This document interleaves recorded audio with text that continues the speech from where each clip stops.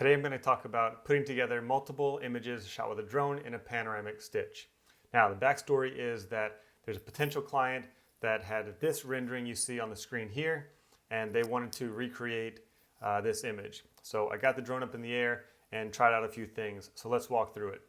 One thing that I looked at was just doing a single shot, but I didn't feel like it captured quite enough, and I wanted to get a little bit more side to side.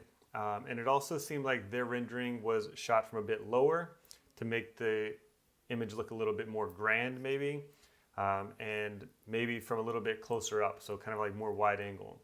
So then I looked at doing 2 stitches like this, just kind of panning the drone left and right while it stayed in the same position. I also played with doing 3 images, so a little bit farther to the left, middle, and a little bit farther to the right. And what I ended up settling on was actually going with 6 images. So kind of down into the left, center, and right, and then keep going. I just panned the drone up a little bit and then shot one more up, panned over to the left center, and then a little bit to the left again. So let's look at how we put those together. First, I'm going to pull all of these into Camera Raw. And I have a drone preset. So what does that look like? Go up in contrast, down in highlights, pull the shadows up, add a little bit of whites and blacks, pull some texture, and I'm actually going to add a little bit more texture. But the reason I added more texture is just to sharpen it up a little bit. We add a little bit of vibrance and saturation, and then with that preset, the sharpening goes up a little bit, and we add a little bit of noise reduction as well. So that's kind of the main starting place, if you will. And now I'm going to open these up into a panoramic. So merge to panorama here.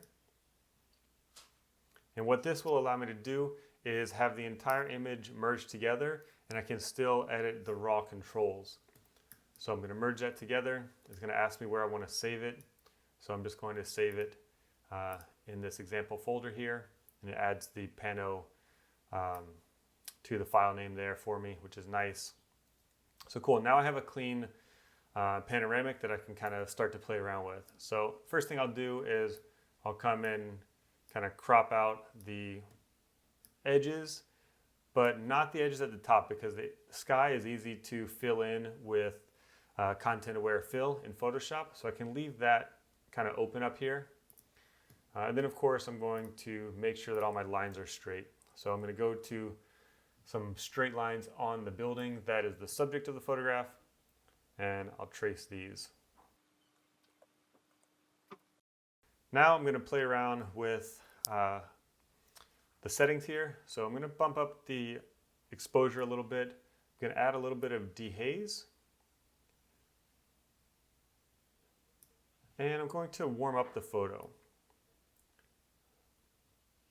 So something about like that looks good as a starting place. But I'm also going to add a couple of masks in here. So first I'm going to mask the sky, which is a really cool feature that Camera Raw has. Super helpful. I'm going to decrease the exposure and bring back some of those highlights, so you can start to see the before and after. And then I'm also going to warm up the sky a little bit as well.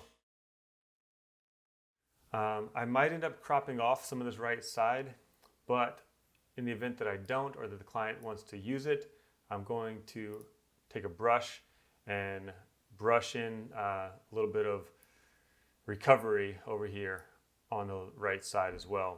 So we'll go, I don't know, somewhere around this area. We'll just brush in some of this that's kind of a little bit brighter. So you can see the right side down here, that was a little bit bright. We don't want your eye to be drawn to that area, so just darken it up a little bit, and that'll keep your focus on the main subject. I might actually brighten up the image as a whole a little bit more. Here we go. Okay, so I believe that's all we're going to do in Camera Raw, and now we're going to open this up in Photoshop and do a little bit more work here. So we've got it in Photoshop. First thing I'm going to do is get rid of these empty spots. So I'll just take a lasso tool, draw around the edges, then I'm going to use content aware fill to create a little bit more sky. Excellent. And for some reason, there are a couple little, I don't know if that's a bird up there that got cloned, but there's a couple little things up here that we need to get rid of. So cool, those are removed. Now, in order to get sort of the atmospheric haze and kind of that warm glow coming from the sun that the client really liked in their rendering, we're gonna fake it a little bit. So here's how we'll do it. Go to Gradient, Radial. We're gonna click on this and we'll go from kind of an orangish color to a reddish color.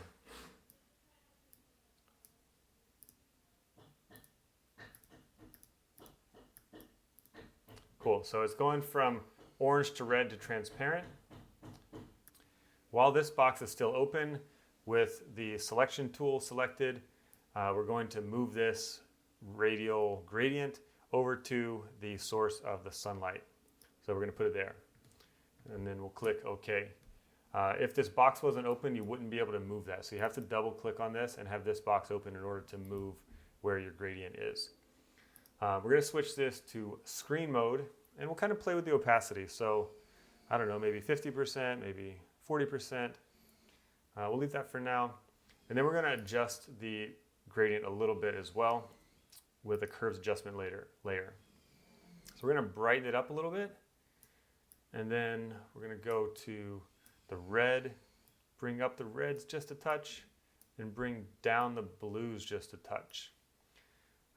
Now that's taking care of the whole image. We don't want that, so I'm going to invert the selection, get a big soft brush, and just kind of paint in around where that sun is coming from. So before and after. That's a little harsh still, so I'm going to drop the opacity down to, I don't know, 30%. Let's see, if we group these together, what does that look like before and after? Cool, so now we've got some sunlight coming through there. And what I'm going to do is add a fixes layer, and I'm going to try to get rid of this crane using, I'm in Photoshop Beta, and I'm going to use the new remove tool. So first I will select around the area that I want to remove this crane with a lasso tool, and then I'm going to see how well this new remove tool in Photoshop actually works.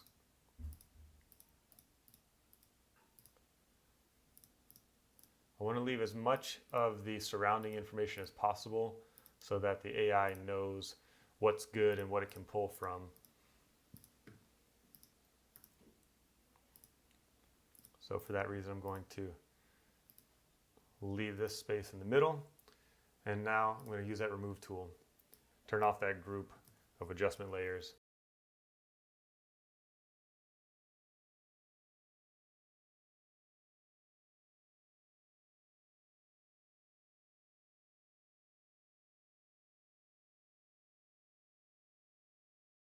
All right, so that's pretty good for most of it. I'm going to redo some of the areas here.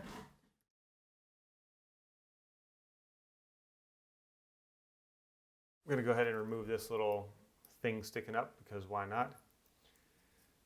I'll reselect my area. Let's see.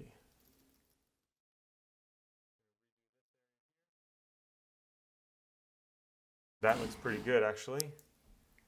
So I'll deselect that. These are some pretty complicated buildings, and the AI works really well on it actually.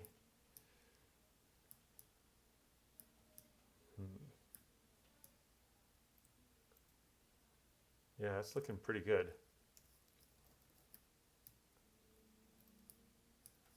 It's really impressive what this thing can do these days.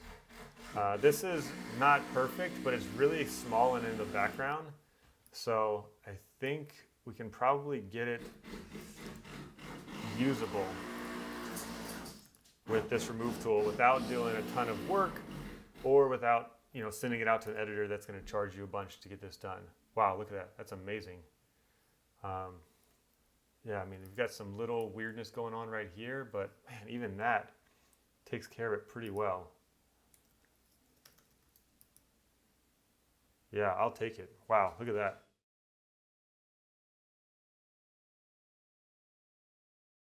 And with it so small back here, I don't think anybody will ever notice. Now at this point, you can kind of play around with the cropping. You know, I might crop in like this or so, but I probably would leave it full in order to present it to the client, just in case they needed it for a banner or, you know, needed those extra pixels over there for something. Hope you enjoyed. Hope you got something out of it. If you want to check out any of my other educational resources, go to adamtaylorphotos.com/education.